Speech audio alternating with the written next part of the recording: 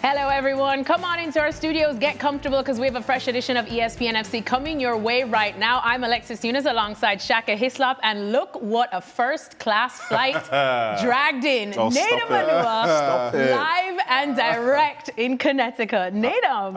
I'm here. Thanks for sending the jet. You know, it's good to be here. You're welcome. Thanks, Alexis. You're welcome. Thank you. That's only the best for one of our favorites. I appreciate Blazer Nedum, too. Oh, boy. Oh, Blazer Nedum, first-class Nedum. Blazer Nedum is a different Nedum. Cannot wait. Things people thought they would never see. Me here and you at the same time. Look how we've gotten promoted. We've grown. We've grown. Growth. We love growth. Anyways, plenty of transfer talk to get to, but things are getting dicey over at PSG. It looks like Donnarumma might have played his last game for PSG. This is what Luis Enrique had to say about his situation today. Bueno, ce sont toujours décisions difficiles à prendre, je le sais. Et je seulement peux parler très bien de Gigi Donnarumma. Il est l'un des meilleurs joueurs à son poste, sans aucun doute. Et il est encore mieux comme personne. Mais on cherche un profil de gardien différent. Et je répète, c'est toujours difficile de décider ce genre de situations. Well, Donnarumma has responded with a lengthy social media post where he said, quote, "From the first day I arrived, I gave everything on and off the pitch to earn my place and defend the goal of Paris Saint-Germain. Unfortunately, someone has decided that I can no longer be a part of the group and contribute to the team's success. I am disappointed and disheartened." Well, when it has to do with anything PSG, we have to bring in our Julien Laurent, who I'm sure Nedum is very happy to see. But Jules, this is definitely getting nasty. It was all going well and good for both of them just a few months ago, winning the Champions League together and whatnot. Now we know PSG have signed Lucas Chevalier. We're seeing the two comments that Luis Enrique and Donnarumma have had to say. How did we get here? It's a great question. I mean, I think we got here to start with by the fact that Donnarumma only had 1 year left on his contract. And with 12 months to go, PSG would not have let him go on a free, obviously. They had talks back in from January onwards about an extension. Donnarumma was quite clear on what he wanted financially, a big pay rise on a contract that is the last contract like he has in the club right now, in the squad. The others have, well, low wage base, if you want, with a lot of incentives. So Zabani, who just signed, for example, is on 4 million a year. That could go up to 8 million, depending on individual and collective performances. Donnarumma still had the old contract where he's on 10 million a year and that's it. No more, no incentive. And the club wanted to change that. And for him to be like everybody else, he didn't want that. He still wanted to earn more money than the 10 million a year. He wanted around 15 million a year. And at some point, the club already, when things were not as good as what we saw in the second half of the season, we're thinking we need somebody different, somebody better with the ball at his feet, with better distribution. Sometimes Donnarumma puts us in trouble a little bit, under pressure because his distribution is not good enough for this level, for what Luis Enrique wants the team to do. And as great and as amazing as Donnarumma has been on his line as a goalkeeper, with the ball, it was very different. And when Luis Enrique says we wanted a different profile, Chevalier is that different profile because he's much better with the ball at his feet. Well, I know that Nedum's our VIP guest today, but Shaka, we're talking goalkeepers, so I have to come to you. What do you make of this situation and what Jules and both Luis Enrique have had to say? Well, I sympathise with both camps here. And on the one hand, Donnarumma has kind of proven that he's one of the best goalkeepers in world football. You saw the importance of the team in PSG's Champions League win of last season. But with a year left on his contract, I guess he's entitled to ask for whatever he wants. That's his calling. PSG then have to make a decision as to whether they pay him that or not. Quite clearly, they've said no. They want to get some money back for him. So therefore, he's been made available for a transfer. And that's just part and parcel of being a football club and football business. Now, and again, Luis Enrique, again, well within his rights to not include him if they're determined to get rid of him by the end of the transfer window. They've already brought in Chevalier. Again, kind of thinking succession planning in that way. And now it's a standoff that I think has kind of escalated or been amplified. One, maybe because we're talking about the Champions League winners, the current Champions League winners. We're also talking about one of the best goalkeepers in world football. But other than that, This is just football business in any other day of the week. Nedum, what do you think? Because as we were just pointing out, less than 3 months ago, it seemed like all was well and good in the hood, winning Champions League together, winning things in France together. Are you surprised with how it seems like it's ending between the two? Not necessarily. I think the criticisms of Donnarumma have been apparent for a few years now. But the success that they had last season, obviously to mention him as well, in that back half of the Champions League, you can remember some of the big moments that he had, which propelled PSG through to the latter stages. But it wasn't necessarily stuff with his feet. And, you know, there's a camp that says it should just be about making saves. I totally get that. But when we're talking about a team that's just won the Champions League that want to try and get to the very next level, well, in 2025, it's having 11 players who are all very capable with their feet. And I know that you went to Xhaka first because he's goalkeeper. I get that. Listen, but there's also a psychology to this because as a defender, if you trust your goalkeeper wholeheartedly, you play a different type of game. Because when you roll the ball back to them, you trust them to know that they'll make the right decision. But if there's any doubt whatsoever, you play a different type of game. So I think it's interesting it's like this. And for Donnarumma as well, in the post, it's weird how he says someone has decided that I cannot be part of the group. Is this about Enrique or is it about something else? Like, as Jules has said, from the financial side of things, is it coming from higher? And in reality, we might never find out. Jules, what is it? Picking up on what Nedum said, is it Luis Enrique that's someone, or is there more behind the scenes that we don't know about? I think it's Luis Enrique, who, as we said, wanted a different profile, better with the ball at his feet, better on crosses. Let's not forget, I didn't say earlier in my first answer, but Donnarumma's main weakness is not so much the distribution, where he's okay-ish. It's more that he doesn't come out on corners or wild free kicks. That PSG have conceded a lot of goals. Remember the season before last, the semi-final against Dortmund, for example, the quarter-final against Barcelona, when they still went through. But still, he has issues on crosses. And Chevalier has not those weaknesses. He's a younger goalkeeper. He will have more pressure on him. He doesn't have the experience that Donnarumma has. He hasn't won what Donnarumma has won, the Euro, the Champions. I get that, but PSG wanted to go in a different direction. Also because there was just no agreement with Donnarumma. I think if there'd been an agreement found 2 months ago, he would have stayed. The thing is, they just could not agree either on what that extension would look like. And I think right now, there's nobody to blame really, because there's a different profile that Luis Enrique wants. And Donnarumma had demands through his agent, Enzo Raiola. And PSG said no to the demands that they had financially. And maybe other clubs would say yes, maybe they would say no. But for Donnarumma, he would either stay and be on the bench the whole season at best, because he might even have been in the stands, or trying to find another club right now. I've got to say, Jules is the perfect person for this, yeah? Because I don't know if he's told you this before, but he's Paris born and bred. I don't know if you know that. I don't know if you know that, Shaq. I don't know if you know that. But he's Paris born and bred, yeah? PSG is his club. And the way that he's talking about this really shows that he's known for a while that maybe Donnarumma hasn't been the perfect goalkeeper for the situation. Because if he was, he'd be fighting to the death down that camera right now. Oh, for sure. But instead, he's more accepting of it and understanding that the team needs to find that change to go to that next level. And we're talking about distribution. He's talking about crosses, he's naming games, he's naming incidents, things which obviously Jules can't let go of. But he's the perfect person for it. And I think in some ways that he's great to have on this panel. Jules, a tough man to please, especially when it comes to Paris and PSG. Who'd have thought? But Jules, speaking of this now, the stuff that you guys just mentioned as well, that Donnarumma has been criticized for not necessarily being that good with his feet. We look at the rumors that he was linked with Manchester United just a few weeks ago. Now we hear that Manchester City want in on him. But if it's one thing we know, Pep Guardiola loves a goalkeeper that's excellent with his feet. So why Man City, and what's the likelihood of that even happening? Yeah, again, it's a great question. I mean, we talked a little bit off air before the show with Nedum about it.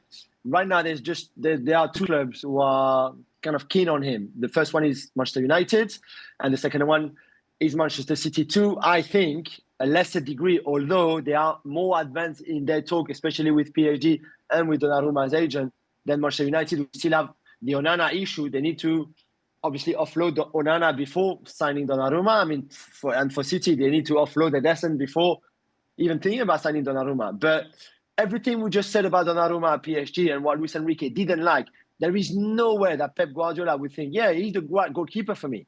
I mean, Nedum and I know Joe Hart really well, especially Neds. And Joe Hart was just not made for a Pep Guardiola style of football and team. Donnarumma is not really made for that either, for everything that we've just explained.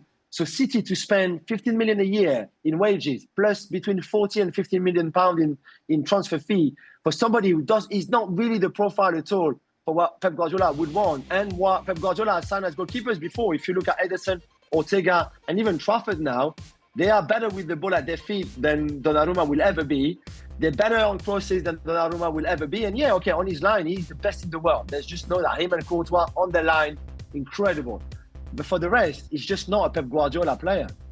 Nedum, what do you think of this? Because Jules is not the only one that has off-camera chats with you. We were talking about this, and there's not often that you question Man City or Pep Guardiola's decisions, but this is one that you questioned. Yeah, I think so. And I think it's because of what Jules has said, because we remember the time when Joe Hart, someone who is an icon for Manchester City, basically was told that he's not the right player for a Pep Guardiola side. And in terms of what happened in the years to come, yes, there were some issues with that, with, for example, Claudio Bravo. But this all led to an Ederson, somebody who's transformed the way that City play their football, a huge part of the success over the last, say, 5-6 years. So now you see Donnarumma coming in, and he feels like he has more in common with a Joe Hart than he does with an Ederson. And so I don't necessarily see that, especially with Trafford coming in. At the moment, you've got Ederson, you've got Ortega, and you've got Bettinelli coming in as number 3 as well. I don't see that angle. But to give Donnarumma credit, when that graphic went up, I forgot he's 26 years old. That is so young for a goalkeeper. So maybe if he is linked with the club in a realistic way, maybe Guardiola believes that he could turn him into something, which maybe isn't right now. But that's me really trying to be super optimistic. Shaka, what do you think? Because you are our goalkeeping expert. 26 years old, still very young. He's not the best at his feet now in terms of what Pep would want, but is there plenty of time to mould him into that goalkeeper that Pep would want? Not in the way that Pep would want. There's plenty of time to make him better with his feet, but not in the way that Pep Guardiola would want. And Nedum is right to bring up Claudio Bravo, because from the time this Donnarumma with Manchester City link kind of popped up, the first thing that came to my mind was Claudio Bravo, who came from Barcelona under Luis Enrique. A Barcelona that won the league with Claudio Bravo, but they played Ter Stegen in the Champions League. They also won the Champions League that year, I think I'm right in saying. Pep goes out, gets Claudio Bravo, and because of his inability to play with his feet, and saying that, Bravo was a little bit older when he arrived at Manchester City. Seeing that, I thought Claudio Bravo at that point was better with his feet than Donnarumma is right now, and still struggled to fit the bill for Pep Guardiola and Manchester City. So it makes so little sense to me that Donnarumma is now linked with Manchester City. And to Nedum's previous point, it changes the way City will have to play. Because while Ederson was one of the best in the world with his feet, you can maybe question his shot stopping. It's a totally opposite dynamic with Donnarumma. So if PSG and Luis Enrique are trying to play in a different way, if Manchester City signed Donnarumma, they too now have to play in a very different way. Well, Jules, you're close to all of the whispers and rumours at PSG, so finish this sentence for me. Come September, Gianluigi Donnarumma will be playing for? Manchester United. Oh, you okay, Alexis? He's quite happy with that. Yeah, he's just trying to keep you happy, surely. Push on as well. Speaking about Manchester City, Jules, there are rumours about Tottenham Hotspur wanting Savinho, but also that Pep Guardiola is a massive fan of Rodrygo. We know the situation where he has been, I suppose, out of favour in terms of being a consistent starter at Real Madrid since Carlo Ancelotti was there as well. So what's the deal here? It's a very interesting one because I think Savinho did well for his first season last year coming from Girona. Number-wise, okay, maybe the numbers say slightly differently. He could have scored more and could have assisted more, but I think there was something there that Guardiola could have keep developing for the team and the team that we expect being better this season than they were last season, certainly. And that's why I think Guardiola and City are a little bit reluctant to let him go. However, I think Savinho wants to go to Tottenham where he's guaranteed to start, really, because they would spend so much money on him that he would have to be a starter, which is probably not the case at Manchester City. There's so much competition at Manchester City for that kind of level that you don't have a Spurs, even if they have a lot of wide players already, but not to this level of Savinho. And especially if the price is right for somebody that they didn't pay much for and that they could easily now make quite a lot of profit on. And after that, then you mentioned Rodrygo. The problem with Rodrygo, and we said that before when he was linked with Arsenal, which was never really in, to be fair, but Rodrygo has been offered to every top club in Europe this summer by his entourage or by intermediaries. But Real Madrid still want a lot of money for him if they were ready to sell him between 80 and 100 million euros, which is far too much for a player who last season was quite disappointing. So I'm not sure if Rodrygo is the right answer for City, especially because he would want to play on that left-hand side where you already have Jeremy Doku, for example, or Marmoush, who played there on Saturday in the last friendly. Whereas Rodrygo doesn't want to play on the right-hand side. That was part of the issue at Real Madrid, really. I was told that Xavi Simons was a name that Pep Guardiola also really liked, that who's also on the market and would be cheaper than Rodrygo. But yeah, for me, Rodrygo to play on the right-hand side at City doesn't make much sense either again. Nedum, Savinho out and Rodrygo in at City. Would you want that? Personally, no, I wouldn't. It's not because Rodrygo's not a great talent. It's because I've seen Savinho do quite well for City last season, in his first season, which was City's worst season in over 5 years. I think the fact that he was able to be a shining light from the people who watch him on a week-to-week basis, that's a positive. I think there's a player in there who can be moulded into being someone quite significant within the league. So to let him go to a Spurs side who, you know, will potentially be trying to challenge City further up that table doesn't really make sense from my mind. And again, he's young. He's 21 years of age. You know, the goals there, as Jules has said, they weren't great, but no one's goals were great last season for City apart from Haaland. So I totally understand, you know, why you'd want to keep him, and I'd like to see him stay. As I say, he's 21 years of age, and he's going to be wanting to put his foot down and to make a difference this year for City. But as Jules has also mentioned, competition for places is as high as it's probably ever been. But one thing that himself and Doku have, they're City's two only wingers.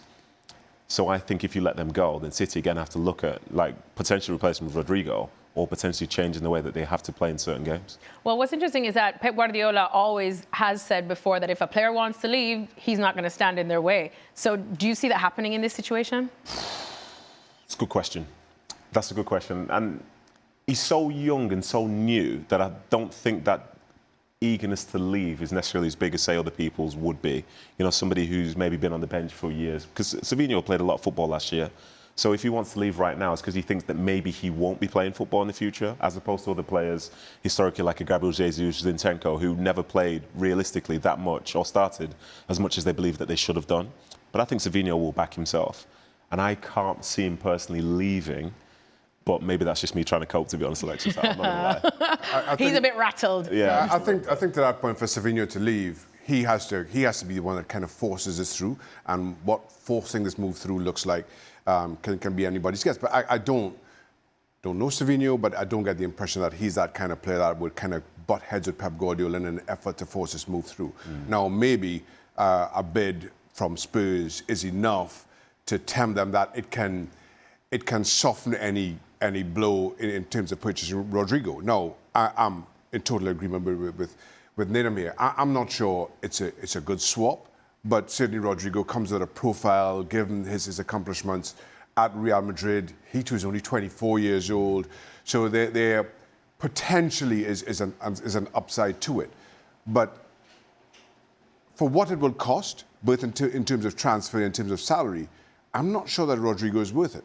So now again, to that point, maybe if the bid from Spurs is so large that it makes moving Savinho on in an effort to bring and soften that blow considerably and bringing in Rodrygo, it makes the numbers work, then I think it happens. Well, if you've been watching our show, you know that there ain't no bromance like a Nedum and Eberechi Eze bromance. Do you remember this hug? Look at this. Do you remember this hug? It was the hug that launched. Who's this cameraman? Is that Ralph? Get him out of the way. This is from the FA Cup final where Nedum had a 10-minute hug with Eberechi Eze after they won the FA Cup final. Nedum, you were whispering sweet nothings in his ears about your QPR days. Do you know, if he didn't put his head on my shoulder at the end, it looks like assault. So I'm glad that he did that.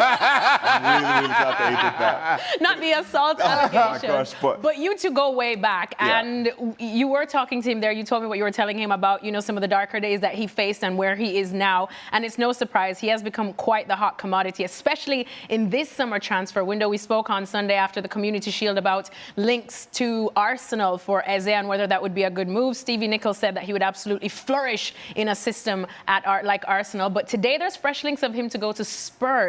Which of the two would you like to see? Between Arsenal and Spurs? Look at me, just trying to cause a bit of a North London sort of divide. Agent. I think Arsenal, because in reality, like the infrastructure and stuff at Spurs is good. The Thomas Frank project could be very, very good. But for Arsenal, you know what they are. You know how they're going to compete. And obviously the time in terms of since they last won the league has been significant. But if you were to say who's going to win the league first between Arsenal and Spurs, you'd probably be petty if you say Spurs. But in reality, you want to lean more towards Arsenal. You've seen them have really long stretches where they do well.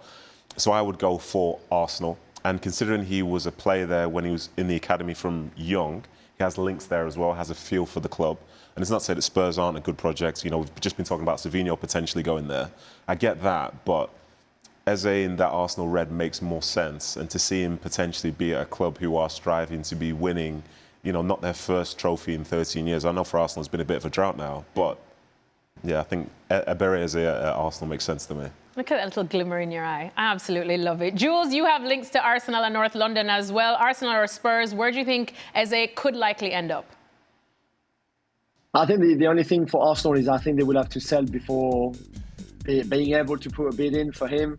And we think the price that Crystal Palace won for Eze is probably around the 55 to 60 million pounds, which is, if you look at players of this talent and this kind of position, whether you count him as a 10 or a wide player, it doesn't matter so much, but this is the price you have to pay now. So this is the price. Arsenal, I think we need to sell first. For Spurs, even if they do the Savinho deal, even with the money they've already spent on Kudus, for example, they probably still have that money available and might be quicker to put an offer on the table, which might not be the case for Arsenal. And then if he has agreed personal terms with both clubs, he just will have to choose. I agree with Nedum in the sense that you would join a team that is ready already, where you would just fit in perfectly on that left-hand side, and it would not be too hard, I think, to settle in and to adapt against a team that is very much being built right now with a brand new manager, a new style to implement, new players a bit everywhere, which will be more difficult for sure. But he's so good that he would do well for either team. It's just I think that Arsenal is probably more ready for him than Spurs. All right, well, to hear a lot more from Julien Laurens and our Gab Marcotti, guess what's back? The Gab and Jules podcast has made a stunning return. Make sure to check out the latest edition on Apple Podcasts or wherever you do get your podcasts. Well, ESPN FC is presented by Xfinity. The Wi-Fi is booming. And let's talk about Alexander Isak, shall we? Sorry, Shaka, sorry. But it looks like he will refuse to play again for Newcastle. It is the novella that has us on the edge of our seats. Will he stay at Newcastle or will he go to Liverpool? It seems like the player is pushing for an exit from St. James's Park. Jules, what's going on here? What's the latest? To be fair, I don't think there's anything new in this. We said it, I think, when we were on the show with Shaka and Stevie, and I think you too, maybe 10 or 15 days ago, that he didn't want to play for Newcastle ever again. This is not new. Maybe he's repeated it to them, but I was told that back at the end of the season, he already said to Eddie Howe that he wanted to move in the summer to a bigger club, a club that could win the Premier League, that could win the Champions League, which is not, no offense to Newcastle, it's a great club, but right now they're not at that kind of level. So there's nothing new there, really.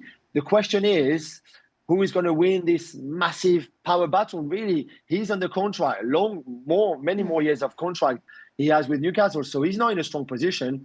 And Newcastle can easily say, well, if you don't want to play, go with the reserve, go and sit in the stands.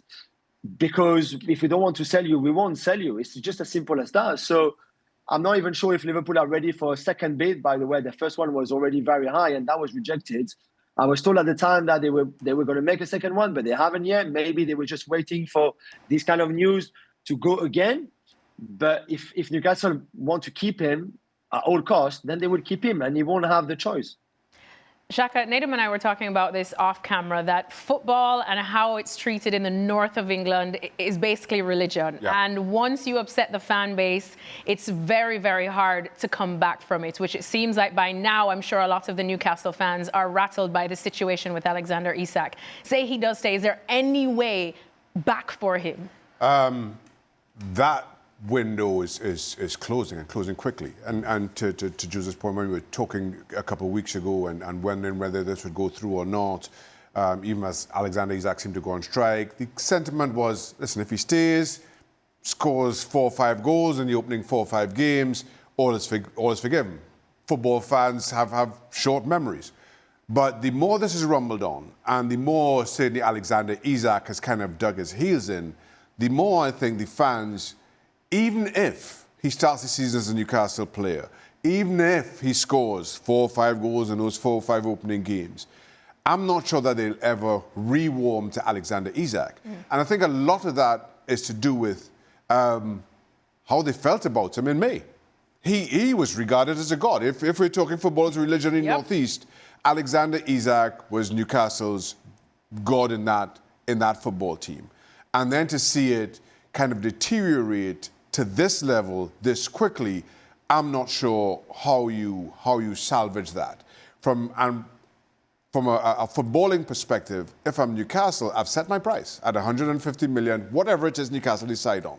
Liverpool know that. You want him, you match it. If they aren't prepared to do that, then Newcastle, again, have to say that nobody's bigger than this football club. And for me, they then have to dig their heels in. And this makes for a really awful situation because, to Jules' point, Alexander Isak still has 3 years left on his contract. So now, if you as a club then have to make a firm decision, either somebody can go this far off rails and force you into making a decision, or you are the one who are in control of how this football club operates and make it awkward for him. Well, much to Stevie's discuss, because Stevie wants Liverpool to sign another centre-back desperately and no more attackers. After the Community Shield, Virgil van Dijk actually said he'd like Liverpool to sign another attacking player. So, Nedum, in this situation, do Liverpool really need Alexander Isak? I think they're light up top. And on the weekend, for example, you saw Chiesa not come off the bench. So you can see Arne Slot doesn't really fancy him at all. So the numbers that they have up there, they've changed. You know, they've lost 3 players for different reasons throughout the summer, and they've not really been able to replace them. They could argue they're closer towards the bare bones up top. So yes, bringing in somebody that's as good and established as him into that front 3 or whatever it would be a great option for them. Obviously, the price is quite high now. But listening to the way we were just talking about football just then, it's so interesting because nobody's bigger than a football club. Yeah. But I would argue that some of this discussion is about the finances. And with 3 years left on Isak's contract, if he was to leave, there's money that would be owed to Isak, for example. But I bet if Isak said, for instance, that, you know, I don't want that money, I just want to leave, all of a sudden, yeah, 150 is a great price, you know, or maybe 100, you can go if you want. And I think the big thing in reality here as well, it's about trust, yeah? In the Northeast, or just football in general, once you lose trust with a player, you can never really get that back. An example I use is not in the Northeast, but it's Liverpool with Alexander-Arnold. He came through the academy, he was their player who was a star for them across all those years, winning Premier Leagues, Champions Leagues and so on. But the moment he started to behave in a way which the fans didn't connect with anymore, he got booed. And when's the last time we saw a player get booed? And in the next game, you know, they didn't cheer his name. And if they had the chance to bring him back today, would they? Probably not. So now you look at somebody like Isak, who's not been there for that long, somebody who's not from the city, who's gone to train separately at his old football club. Like, he's burned the bridge and he knows that there's no coming back from this. And in fairness, he seems like he's ready to own that. Yeah. And I think in reality, the business will be done probably really close to the end of the window when decision-making gets a little bit more emotional. And it's like, well, in that case, I'm just prepared to go or I'm prepared to sell you.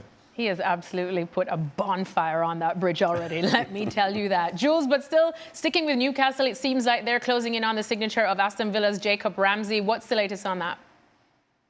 Yeah, it's been a few days of negotiations between the two clubs. They wanted to strengthen that kind of position, a player that can play on the left-hand side like he did with Aston Villa, or maybe a bit more central too. He's a young player, he's an English player too, which is good.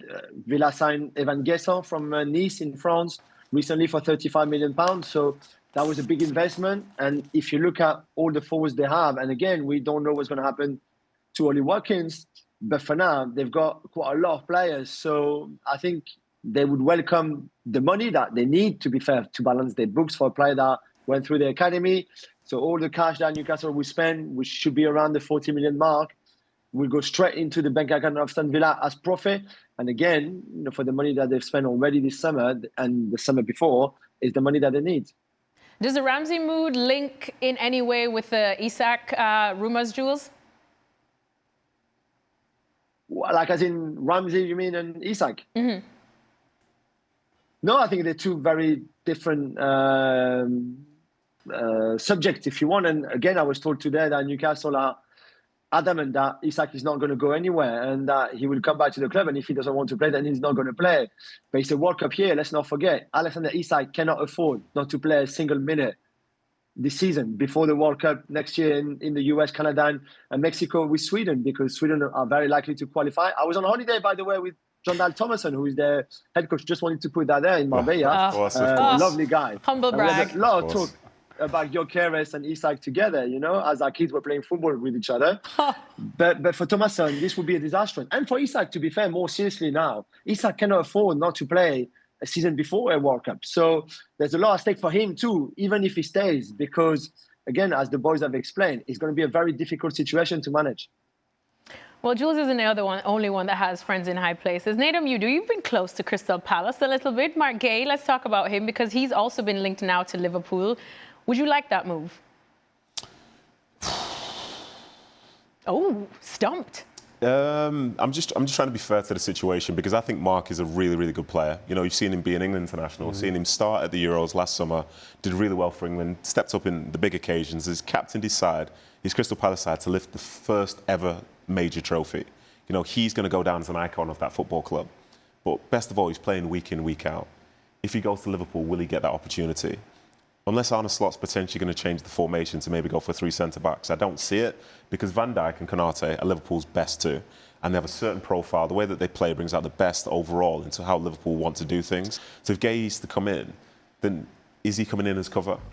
Is he going to be essentially the way that Joe Gomez has been for Liverpool in the centre-back positions across the last few years? Well, if that's the case, then I don't think it's a good move.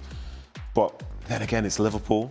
It's such a big draw. It's a team that are currently champions of England, a team who are going to be aspiring to win the Champions League this season and so on. But I think wherever he goes, he has to be a starter because to go to Jules' point, which is such a brilliant point, this season here is arguably one of the most important for so many players because it's before a World Cup. Yep. And if so many people perceive the World Cup as being the pinnacle of football itself, well, if you're not playing week in, week out, what chance do you have if your nation qualifies to play in the tournament next summer? So I think this move for Guehi is very, very important. But I don't think it'll be Liverpool, to be honest. Jules, what do you think? Because, of course, just looking at his stats, he's also still very young, too, at only 25 years old in what is about to be the most important season for so many footballers with an eye on the World Cup. So if he goes to Liverpool, would he get enough playing time? That's the question that nobody has the answer. Not him, not Arne Slot, not Konate, not Van Dijk. This is simple as that. Right now, he will be a sub. He will be sat on the bench waiting for something to happen to Van Dijk or Konate. If Van Dijk and Konate are not suspended or not injured, he will play the League Cup and a bit of the FA Cup. And Marc Guehi, he's too good to sit on the bench. I think we all agree. He's good enough to start for Liverpool, but right now, he's not going to start for Liverpool because Konate and Van Dijk are ahead of him. And again, to go back to our points, it's a World Cup year. He cannot afford to play 12 games in a season like this one coming up, whether it's at Liverpool or not. It doesn't work for him. So unless he's got a guarantee that they're going to move to a back three, but I'm like Nedum, I don't believe it at all, then it's risky. But I understand Crystal Palace's point of view and Steve Parish saying, hang on, I can't let him go for free in a year's time. For a club like us, it's impossible. So it's either he extends, which he doesn't want to do, so that's not going to happen, or we sell him now. It's just that maybe Liverpool, who needs a centre-back for sure, because it's only them two and Joe Gomez right now, it's not good enough. The next one is Endo or Gravenberch. They can't go on to a season like this. So Liverpool needs another centre-back. There's no doubt. But I'm not sure this is the right choice for Marc Guehi. But I'll tell you what we're a massive fan of. Picking apart everyone's Premier League predictions. I know it's early, and this time we can pick apart Jules's. Look at that hair. Jules? Oh, my days. Ooh la la. Jules, I don't even know when this photo was, but Jules, walk us through your Premier League predictions. You have Arsenal winning. Yeah, I mean, this is not me on the photo. It's somebody that looks like me. Definitely. That's 25 years ago, maybe. Arsenal, because I think Gyökeres could be what they were missing for the last 2 seasons. The rest, as we say, is solid. Zubimendi, I think, could be a very good addition to this midfield. And I just think that this could be their year. I think that top 3 would be very close. And I think it could swing really for Liverpool or City in at some point towards the end of the season too. But I've got Liverpool second because they were the best team last season and they have had one of the greatest ever transfer window in the summer. In all leagues combined, if you want, in all years combined. City, I still think, will be rebuilding and that will take a bit of time for them maybe to hit their top form. But they will get there. And again, they will be very close to the other 2. Chelsea in 4th because I think they're the best of the rest. I've got Spurs in 5th because I believe in Thomas Frank. I think he's going to make them more solid defensively. I'm not sure with the ball what we're going to see. Certainly not as entertaining as what we saw with Big Ange. But I think they will be solid. And then I've got Villa at 6th because it's nothing to do with Newcastle. But I just think Newcastle with the Isak issue, the Champions League, the last time they played in the Champions League, their league form, I think, suffered from it a little bit. So that's why I've got them just out of the top 6. Where's United? Not there, and I'm not surprised. But Jules kind of looks like a young Gerard Depardieu in that photo, don't you think? Yeah, sure, if you say so. Yeah, he looks like a young, lot slimmer version of Gerard Depardieu. Did I say it right? But anyways, pick apart his predictions. He's got City finishing 3rd, Nedum, and he's got your boy Erling Haaland as a top scorer. No, listen, I was going to criticise him heavily, but I was listening to how he described it, so I'm not going to be too harsh. And I think the point he made about the top 3 being really, really close is what's key, because you could be talked into sort of changing your prediction based on how somebody describes it. And for City, you know, it's developing. I think for Liverpool, the greatest transfer window in history or whatever, it's got potential to be that, but I'm not. Are you City in disguise? Yeah, let's not do that. You gave me a jab about United. You know I was going to come but fighting back. Also, the Arsenal side of things, like I've believed in Arsenal more so across the last 2 years than I have done this year. Because yes, maybe Gyökeres could be a difference maker for them, and you know what they're going to be like. But do you really see them finishing ahead of City and Liverpool? They have the potential to do it, but then we've seen that they haven't done it. So I think this year Arsenal win something, but I don't think it's the Premier League. And then also, like, the belief in Thomas Frank. I think Spurs are in a good position at the moment because, for once, they have a manager who lots of people actually quite like. So they're given a lot of benefit of the doubt, and there's a lot of belief in him because he's very open in terms of how he gets his teams to play. He describes things really well, and you can see the talent that Spurs have. But it's interesting that Jules has put them in 5th, even though Maddison's out, Son's left, and now you're going to try and figure out, well, who they're going to be this year. Xhaka, Nedum's always the voice of reason, so come on. I try not to be. Go on, Jules. Go on, young Gerard Depardieu. No, I mean, I love everything Nedum said. As you said, the voice of wisdom. I just think that Thomas Frank will make them better defensively, which is what they needed. I think they are not done on the transfer window. We talked about Eze, we talked about Savinho. There will be more signing. They will spend more money for him, so he will get there. Is 5th a bit high, maybe for first season. There will be a lot of pressure, and there's Champions League, which he doesn't know as a manager, which will be a huge added pressure to him. The schedule, playing the Tuesday, the Wednesday, and then again the Saturday, Sunday in this big new format of the Champions League for the second season. So maybe this is a little high. I just think that he knows exactly the direction and how to get there, and I think for that he was ready for a job like this, and he will do well. Nedum, the voice of wisdom.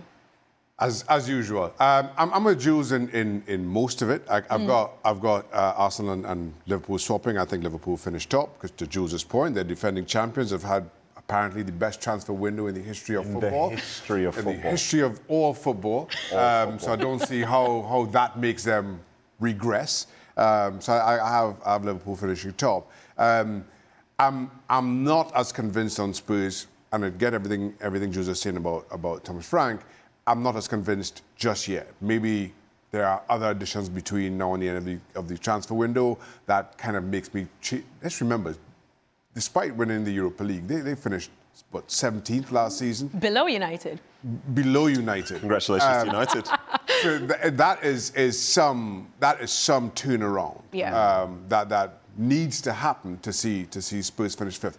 I'm just not sure that they're there yet. One of the biggest turnarounds from a team that finished that low and finished higher. Can you name the team the next season? No, but you're going to tell me right now. 10 years ago, Leicester City. So Good point. what you're saying is it can be done. So I'm saying Spurs are going to win the league. That's what I heard. That's what I heard. Spurs is going to win the league. That's it. It's official. Yeah. But from a tight angle, Rodrygo finds it back of the net. Close game, that one. Close game, indeed, as you can see by the match stats. All right, well, Jules, looking at this game, any insights of how Xabi Alonso's Real Madrid will look? Are we any closer to seeing what the finished product will be? Yeah, I think, first of all, this is the only friendly that they would have before the start of La Liga, which, considering the opposition, is slightly weird. It's a strange game to have gone all the way to this tiny club in Austria who's never finished higher than 6th in the league to play their only friendly this summer. But hey, this is their decision. I know them said 4-0. They would be happy with that. We saw a different system in the second half with the back three. We saw Tchouaméni being quite hybrid like we saw in the Club World Cup in the first half too, although they didn't really need to be. This is how the team started. And again, Tchouaméni with that kind of free role, sometimes coming between Huijsen and Militao. We saw a proper back three without Tchouaméni in the second half. We know that Trent and Carreras are two very attacking wing backs or full backs, depending on exactly how you play. And I think that hybrids, the system, if you want, back 3, back 4, could work really well for them. The Vinicius, Mbappe, and Brahim in this case, it could have been somebody else, worked well. And then there's Arda Güler. What we saw at the Club World Cup was quite promising from him in that kind of midfield. Could he be a little bit like another Luka Modric? Certainly in terms of passing, I agree with Shaka. That was not a cross for Mbappe or a ball for Mbappe. That was a shot. But I think he will have that creativity from midfield that could work really well. That's why I think Real Madrid are going to win the league this season. Oh, well, Jules, still once again, no Rodrygo, even in a preseason game in the starting 11, despite also scoring a goal. Is it just really over for him, even though it's a new manager coming in? Yeah, I think Xabi Alonso will be very happy to keep him and choose to have him as another option on the bench like we saw today. He came on, took his goal really well. Great movement, great understanding with Mbappe. And that's why we'll bring you. It's more, again, we go back to being a World Cup year. Rodrygo can't have a season where he starts 10 La Liga games, for example. He's just too good for that. And he's got a place to cement within, not just the Brazil squad, but the Brazil starting 11 with Carlo Ancelotti for the World Cup. So he can't afford to have a season where he spends more time on the bench than on the pitch. So that's the decision that he would have to make. I'm sure Xabi Alonso would want to keep a player of his quality, of his talent. But I think the ball is more in his court than in the Real Madrid court until they decide of how much money they want for him. Because, again, they might price him out. All right, well, Real Madrid have been busy on and off the pitch, actually, putting out a bit of a complaint today because, as we know, La Liga have put in, I suppose, not really a petition, but suggested the idea of Villarreal playing their game against Barcelona in Miami. Well, Real Madrid pretty much had a long statement arguing that it alters the competitive balance of the league and grants an undue sporting advantage to Barcelona, as it will be one less away game for them compared to everyone else. Well, Fernando Roig, who is the Villarreal president, responded by saying this: "We haven't beaten Barcelona at our stadium, and we've beaten them several times at theirs in recent years, so perhaps we have a better chance. We beat them there this year, for example. If we play on a football pitch in good condition, then there's no adulteration." Unlike Real Madrid to complain about things. Nedum, what do you think about this one? Villarreal, Barcelona, Miami, unfair advantage. Do you see the point in Real Madrid's argument? I see the argument that they're trying to make, but is it the argument just because it's Barcelona? If it was another team, say, further down the table, would it be led in the same way? Would it be something he's prepared to just move on from? I can see where we're coming from, and I think football itself, from the global standpoint, is probably going to get to a situation where this happens more often. Mm-hmm. And if Real Madrid were going to be the team playing in Miami, would the complaints be there from Real Madrid? Because, whenever they travel, they have a competitive advantage because people want to come and see them. Yep. So Real Madrid complaining is probably the first time this year, won't be the last. I kind of get that. And logically, I see where they're coming from, but I don't fully buy into that argument. And I think the fact that the president of Villarreal has spoken in that way is very important because they're the ones who were actually involved. And for Perez, he's talking like he's trying to stick up for Villarreal. Villarreal are fine. They're completely fine. And if that's something that they're prepared to do and they understand, and they've been very good in terms of having that discussion with the fans about what they're going to do to help them get over there, or what they're going to do if they can't get over there, that's great. That's their situation.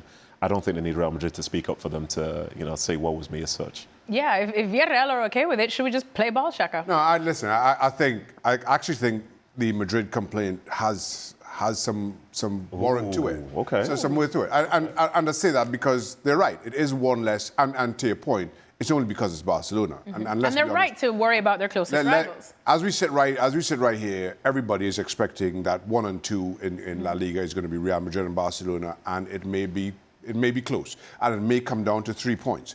So I think Real Madrid have every right to feel a little bit aggrieved at this, and to the Villarreal statement about we haven't beaten Barcelona in so long at our state. I don't think that adds anything to it. I mean, if it were that simple, then just don't bother to play the game. But it's not. The issue for me is with Real Madrid as opposed to the complaint. Real Madrid have become the club that cry wolf. And now, even though I think that this complaint has merit to it, I've just heard so many complaints from Real Madrid that I just felt have been flimsy at best, that now that they have a good one, you just think, oh, just leave it alone. And that for me is the frustration this time around. Not so much that I think that it's unwarranted, that I'm just tired of them complaining at every single opportunity. Jules, what do you think of it all? Do you see Real Madrid's point? Yeah, I'm all for Real Madrid. I won't lie on this one. I just think there are rules. The rules are 19 games at home in your own stadium and 19 games away at the opposition stadium, not on neutral ground. It just doesn't work like this. And if you do it for two teams, you'll have to do it for everybody else. It's unfair. Whether Barca win or not, whether they usually win at Villarreal or lose away at Villarreal, it doesn't matter so much. These are the rules. It's 19 home games for everybody and 19 away games at the stadium of your opposition for everybody else. I just don't know why suddenly we make exception for Barcelona and Villarreal and everybody should accept it. You know what, Jules? A little birdie told me that we were actually going to invite you to come cover that Villarreal-Barcelona game. But you know what? I'm not available. I'll only come to La Ceramica. All right, well, I guess we're just going to have fun in Miami without you then. Nedum, you wanted to jump in. I wanted to talk to Jules. I feel like the point that you're making is a very specific point around football, but the Real Madrid point, I think, is about Barcelona. So your point is a very pure one, but that's not their argument, though. But part of Real Madrid's argument is you ask the rest of the league, ask everybody else in the league, every other football club in the league to approve this. Because to Jules' point, you have 19 games at home, 19 away. If you want to sway from that, it shouldn't be a Tebas or La Liga decision. This should every single club, regardless, not just Real Madrid, every single club should have a vote. Now, it may very well be 19 clubs vote that it's all right, and the one dissenting voice is Real Madrid, and that's fine. And then you move it, and Real Madrid, you say, well, you lost the vote. But every club should have a say as to whether this game or one fixture is moved. Listen, I don't disagree with that, but I just think it's interesting sometimes when the argument you make is one that Real Madrid almost presented themselves as populists. Yeah. Because in reality, they are Real Madrid. But Jules, talking about whose decision it should be, shouldn't it be Villarreal's ultimate decision then, considering they're the team that looks like they will be at the disadvantage because they know Barcelona will be heavily supported internationally? Yeah, no, I think so. And you're right. If Villarreal agree and want to do it, there's obviously the money side for them. They will probably get quite a few millions to go and play that game in Miami, like Barcelona, probably less than Barcelona, but it has to be some sort of incentive, and also for their brand to be there in the US, on US soil with all the La Liga fans over there. I understand that. But I'm sure it's the same for Sevilla and Betis and Atletico Madrid and Real Madrid. In that case, everybody in La Liga would feel like, okay, what about me? Why they ask Barcelona and Villarreal and not me to go and play that game? So I just think, like Shaka said, everybody should be in agreement or disagreeing about it. I just think it's unfair. It's either you play one game for everybody outside of Spain, and fair enough, everybody's on the same page. But you can't have just two teams playing in Miami and the other 18 have their normal schedule like everybody else. Yeah, I don't disagree with Jules. I don't disagree with Shaka as such. Like, because the whole idea of like football being global and having access to go to this place and that place, I do believe in fairness as such. But I'm also looking at it from the argument that Real Madrid are putting forward. And that's the thing which I'm going to address the most, because it doesn't feel like a real one to me. It's not about, say, for example... You feel if it's another team that's not Barcelona? I just don't think the energy is the same, even though it potentially could be. So that's why I think they're almost making it a competitive advantage in terms of their biggest rival, as you guys have mentioned. Whereas the guys are talking about it from a wider footballing context, which I'm totally on board with. Because if I was a fan of another team in La Liga, say it's Valencia and so on, say, well, why can't we do that? But then also to spin the other side. I don't think many fans want to see their team play away from their home. But that's a bigger conversation. But let me ask this, as it comes to me now. What's the process for, say, moving stadiums during the season? Well, okay, the Camp Nou's refurbishment didn't finish before the end of last season, but it was supposed to. So kind of just thinking through all the issues with this, could clubs similarly say, well, I'd prefer to play in front of 20,000 rather than 100,000? You know, kind of in the context of, you know, playing away or playing in the US as opposed to playing in Spain, playing in a small stadium, small compact stadium, as opposed to playing in a bigger, less intimidating stadium. What's the process for moving my home stadium in the middle of the season? That's a good question. We're going to have to tackle it another time, though, because it's time to wrap this up. What we did learn, though, is that Jules is not invited to that game in Miami, but the rest of us hopefully will be. Bienvenidos en Miami. But guess what? La Liga is back in their rightful stadiums. This weekend, the new schedule is out here. It is all the games on ESPN Plus. We have a great team out there, starting coverage in English, Spanish, and Portuguese, so make sure to watch. Saturday, though, Mallorca against Barcelona. Went Mallorca last year. Lovely place.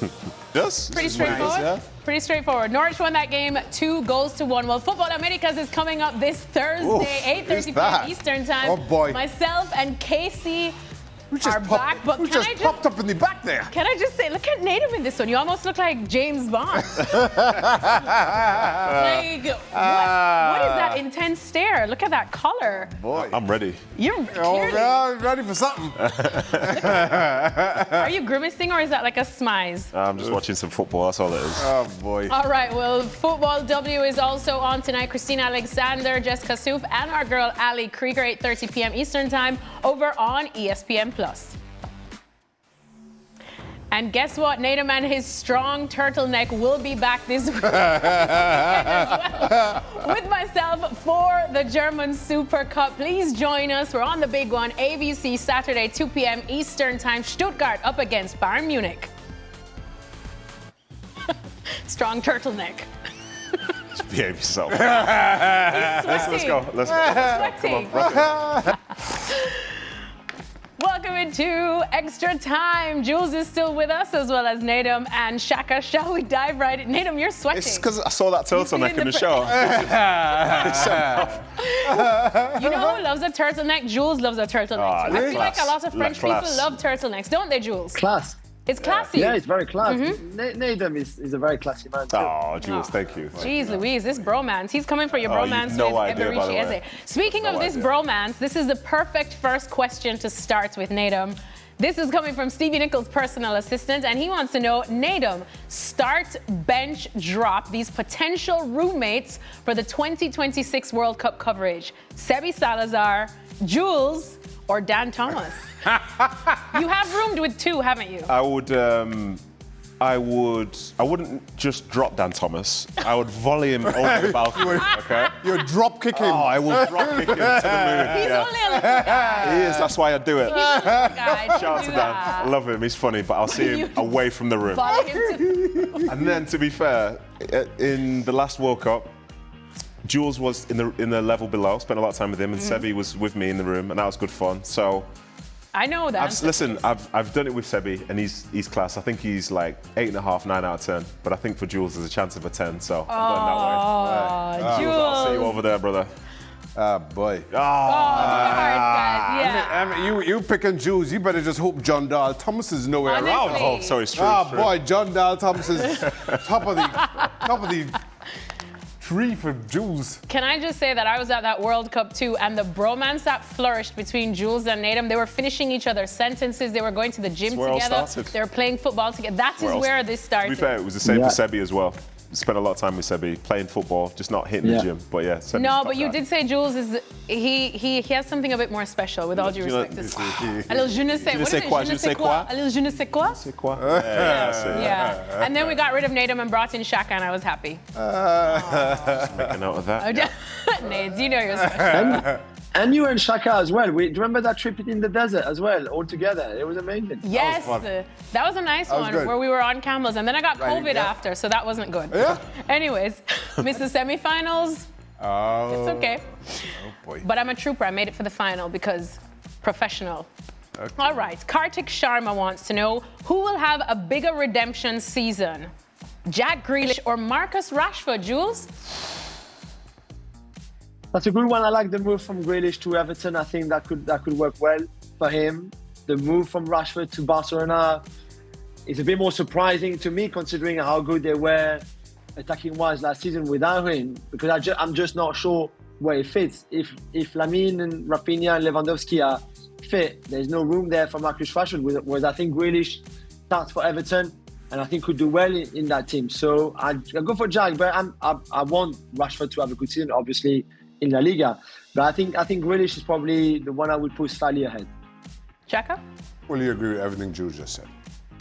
That's all I got. Wow, he's coming for your bromance. No, I would agree as well. I think Grealish is probably going to start more games.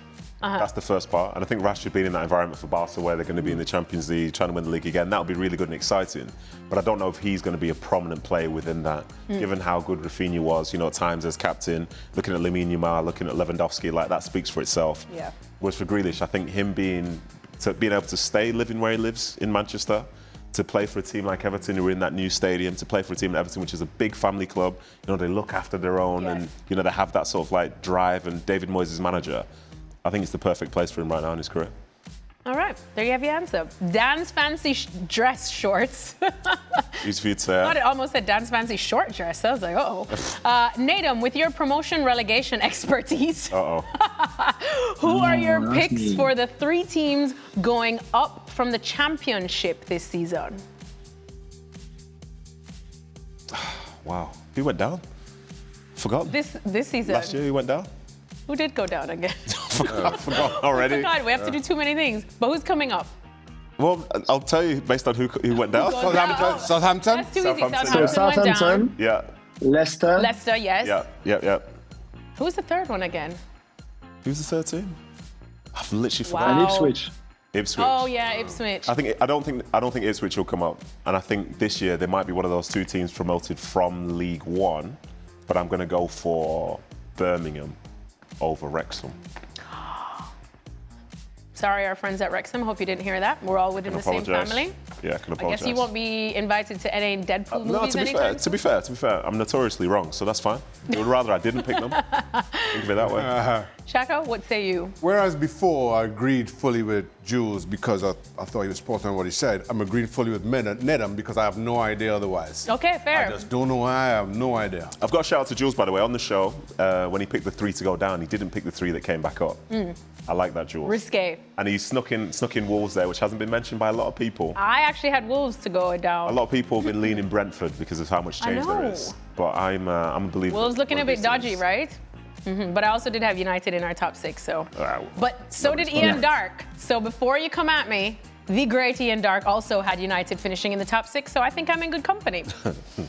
Let's move on. Felix wants to know, how do you all feel about England goalkeeper Hannah Hampton throwing Spain's goalkeeper's water bottle notes away during penalty kicks of the Women's Euro? Shaka, goalkeeper question. Is it just parts of the game? This is what you do? It's not something I would have done. Very unsportsmanlike. But did you have notes on bottles back then, though? Oh, hell no. That's what I mean. Oh, yeah. Somebody get the VCR so we can see where people took penalties in the Right? past. No, nobody didn't have that kind of VCR, wow. back then. I'm not sure. I'm a fan. I'm a fan of it. Listen, I like competition. I like fair competition, and that's, I guess, is available to be done or there to be done. I'm not a fan. Yeah, I'm not really buying into that as much because you can talk about the water bottle thing and kicking it away. Firstly, Katakol can get the bottle back. That's the first bait. The other side, goalkeepers and people taking penalties, there's gamesmanship happening all the time. Yeah. Goalkeeper might stand just shy of the penalty spot as someone walks up. Goalkeeper will stand on the line and say, I'm going this way, move their arms around. Football's not so pure, so where somebody just stands there and waits for them to take a kick. Yeah. So I'm at ease with it, and ultimately, what difference does it make anyway? Jules, you and I covered the Women's Euro final. What did you think of it? I'm more interested in what Katakol, who is the Spanish goalkeeper, said after, because she said that it was a big fat lie. So somebody's lying here. Either it's Katakol or Hannah Hampton. But I think with all the cameras in the stadium for that final, we would have seen it happen. And I still haven't seen footage of her throwing a water bottle in the crowd. So I'm not sure I believe her, really. All right, that settles that then. Next question's for Shaka. But I don't even know if it's a proper question because he says, Shaka, I have a bone to pick with you. In 2024, in an extra time show. Wow, great memory. This is a serious bone. This is pettier than me when I hang on to people's receipts from years. Mainly exes. But in 2024, in an extra time show, in response to Chelsea hiring Enzo Maresca, you said, quote, therefore, everybody who once shared a coffee with Pep Guardiola is going to make a Premier League manager. It just does not work like that. Do you care to walk that back? I can't even remember walking it in the first place. I'll be really honest with you. He's done great. I don't think there's any denying that. If that's what I said, then I was wrong. Shaka tends to forget what he says on the show, like within a minute of us ending. Rightly so as well, by the way. Yeah. But what I would add Who's to right? that, no, what? Oh, Shaka forget it? Yeah, forget. Yeah. Best way to be. What I would say as well. Oh.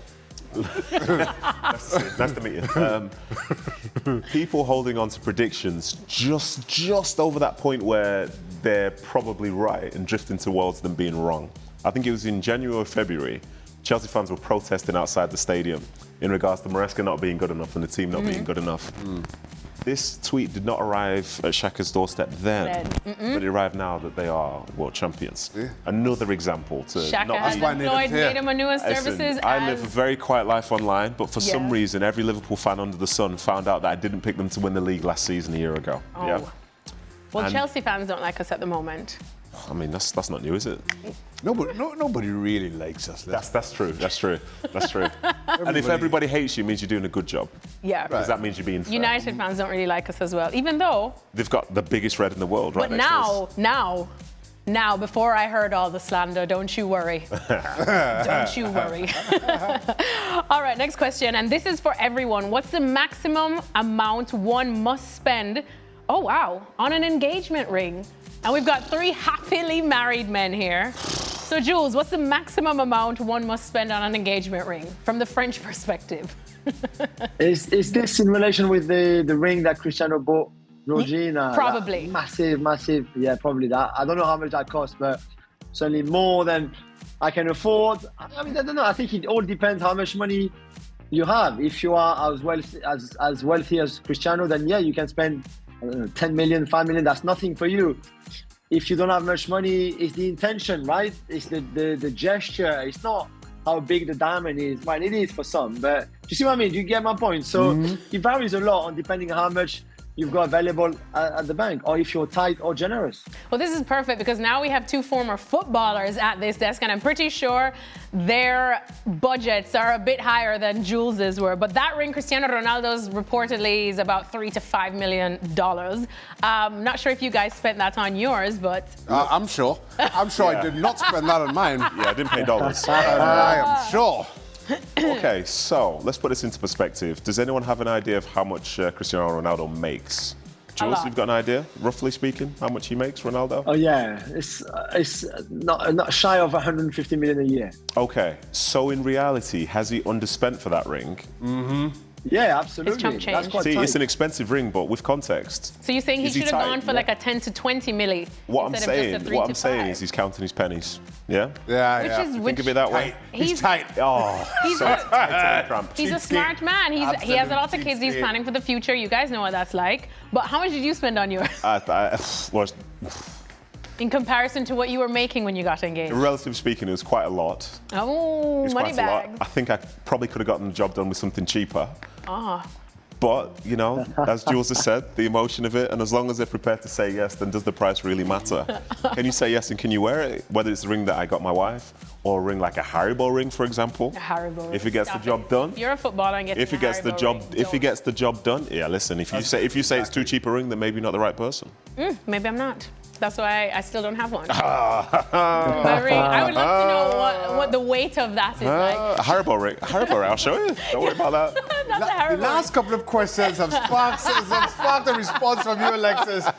Who hurt you, Alexis? You're dealing with a Who couple of hurt things you? here. I'm not sure this is Do the you know right what? place to air those. This show is therapy for some, okay? Oh boy, Shaka, what about you? traumatizing for others. And traumatizing for others. I honestly cannot remember what I spent. I got engaged when I was playing for Reading, and I was on the princely sum of £400 a week. I'm not sure I spent more than a week or two's wages on it. Oh, okay. I do remember though. You're $100,000 a week. What? $100,000 a week? I was at £400 a week. So, no. When you got engaged? When I got engaged. Yeah, okay, fair. When I got engaged, it was £400. And then I remember, like, a few years later, maybe 10 years later or something, my wife and I were out and chatting to this other couple at the bar or something. And the woman asked to see my wife's wedding ring. Mm-hmm. And she goes, oh, you all got married very young. Oh. oh, like, oh, bless. Like, yeah, he was a teenager. I was like, oh, God, like, oh, boy, it's not looking good. Does Desha still have that ring, or did you give a little upgrade? We got a little upgrade. Okay. Yeah. Right up Ronaldo ballpark. Oh, so there you go. Maybe like a couple of weeks' wages is a healthy amount. Don't go for the Cristiano Ronaldo amount. This sounds like a problem I would love to have one day. Isn't there some kind of a guy where it says like 3 months salary? No.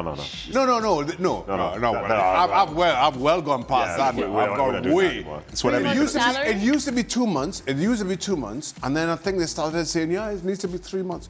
Seriously. And that came from all the jewelry lobbyists. That's exactly who it came from. No, make it 6 months of your wages. Yeah. I'm with Jules. It's the sentiment that counts. It could even be a Haribo ring.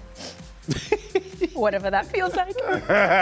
We push on. Nedum's interior decorator wants to know, for Jules, which French player do you believe will take a giant leap forward in their career this upcoming season? I mean, there's only one name for me that I want to see really flourish. It's Ryan Cherki at Manchester City. Of course, Ned knows it. We talked about it already. We will talk a lot about him through the season. I think this is the right environment. I think Pep Guardiola can make him a very special player, which he is already, because I've rarely seen, not just me, we have rarely seen somebody so gifted technically in the game in all those years. But it has to work for him. He has to work hard for it. He needs to want it too, which was maybe a little bit of a problem sometimes, that motivation when he was younger. But yeah, that's the one. I'm so excited to see him in that environment in the Premier League. And I just hope he works out and he really goes to the next level, because the next level for him, as good as he is a world-class starter for France, Ballon d'Or contender level. Couldn't agree more. Literally could not agree more. I think before the deal happened, Jules and I, we were on this show, and I think a few were saying, it's not the right type of player for Guardiola and so on. And then Jules was explaining the environment, the coaching that he could get, how good he is and how good he could be. And I think that leap that he's talking about to go to world class, I think it's a valid one, because it's about the hard work, the understanding, the environment, the players that you're playing alongside, the level of expectation, being in a new environment, in a new league, like everything's brand new, all the stuff that's existed before in France. When they play against Wolves this weekend, it doesn't matter. This is the new challenge. You're playing here for the first time. Yeah. This is how things go. And these are the standards of the players who strive to win leagues year in, year out. That's the type of thing that can elevate a player, and I'm sure Cherki can do it. All right. Final question now, and this one's for everyone as well. If there was a five-a-side match between ESPN journalists, Jules is going to love this one. He's going to adore this one. Between ESPN journalists at their football peak, so Gab, Jules, Mark Ogden, Sid Lowe, and Sebi Salazar, versus a 5 ESPN ex-pros at their current level, so washed up, Shaka, I'm kidding, Shaka, Don, Ale, Craig, and Nedum. Who would win, and what is the score? We cheated a little, Nedum, because you already figured out yours. So firstly, a bit of respect, please. We're not all washed up. No, you're very much We're not all washed up. And I think and Shaka's not washed up. It's a good question, because they're talking about the journalists at their peaks. And I've seen Julien play. I've seen Sebi play. Would you say Jules is still at his peak, though? Jules has never been on a decline. That's the thing. Oh, wow. So what I would say is that it would be annoyingly be quite tough. And I think I'm in good enough health to be able to stop 2, but I think they've got 3 who could cause some damage. You said Mark Ogden's pretty good up front. Oggy's all right, to be fair, Jules. You remember at the World Cup, Oggy's all right. He can do a job. I think the only thing I would say... Just about. I think what I would say, with all due respect, there are different peaks there, because I would... With all due respect to Gab, I don't know how good Gab's peak actually is. Would you put him in goal? Yeah, Gab has never peaked. Yeah, I was about to say, Gab's more like the peaks in the Netherlands type of peaks, if you know what I mean. So Gab is a hill. Yeah, he's not exactly. Gab is a hill. Ogden is not far from a hill. Steve is a hill. So it's me and Sebi. We're not winning this game, I tell you. Well, I don't know, man. I don't know, because I think physically they'd be in a better position, but all the dark arts would come out from all the ex-pros. Type of stuff that some of these haven't seen before. And mentally, I don't know if some of them are in their right headspace to be able to deal with it. Let's just say that. Shaka? Yeah, I think the ESPN pundits I'm backing. I'm backing yourself in between the posts. I'm backing Nedum and Ali. And then the rest of us just to take up space. Just to take up space. The rest of us taking up space. He didn't put Stevie in there, rude. He did put Don and Ale. So Ale up front, tap-ins. Ale, Nedum, Craig. Don would be riding around on his just- bike. I've seen this story play out before, yeah. It would happen like, it will feel like it's going to be a nice game. And then one journalist will say something that's gone a bit too far. And it's a wrap. And then before you know it, all the Studs aggression up. appears. And then it gets out of hand. Ex-pros of a I've level of got to put my hand aggression. up though. In Doha, I did lose a game of football to Jules, possibly on a couple of occasions. That has happened. Give him credit where it's due. I feel like we It was need not clearly. a 1v1, but it was not a 1v1. But I did lose a couple of games. No, but I feel like we need to remind everyone, I have never in my life seen somebody take a five-a-side, chill, relaxing game as seriously like a World Cup final like Julien Laurent's. Every game matters. Literally, It's not that. I have never My seen... life is... Go on, My time Jules. is precious. My time is precious. I'm not going there just to walk around and just take it easy. Yeah, let's pass it. No, I go there, you know. Oh, my days. It's true. I've seen it. It's true. All right, well, remember Nedum when... is like me. Nedum keeps a low profile, but he's like me. Those games, trust me, we made it competitive, him and I. Yes, He sir. was Yeah. like me. And Yes, Sebi sir. as well. Yes, sir. Nedum is a quiet creeper. As you said, What like does that mean? something will... something. Excuse me?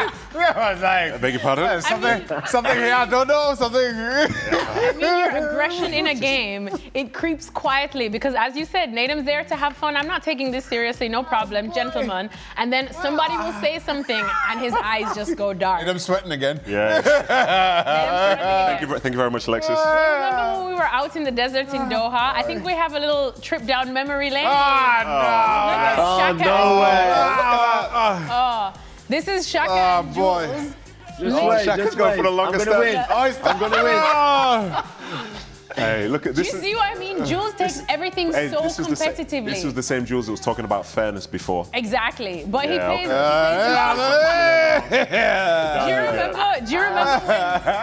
Do you remember when Nedum said he would volley down away? That is literally what Shaka did to Jules. Look at this. Look at this in slow Please. motion. Yeah, down Look there. at Look this. at that. Could have popped your shoulder. I went straight back to France. Oh my days. So if you thought that Shaka's another quiet keeper. What? Keeper. No, no. So he's a keeper, I'm a creeper. He's a keeper, you're the creeper. Oh my days. All right, well. Okay. Okay. Nedum's actually sad seeing that video because he complained about how we waited for him to leave Doha to then do a desert trip together. Anyway,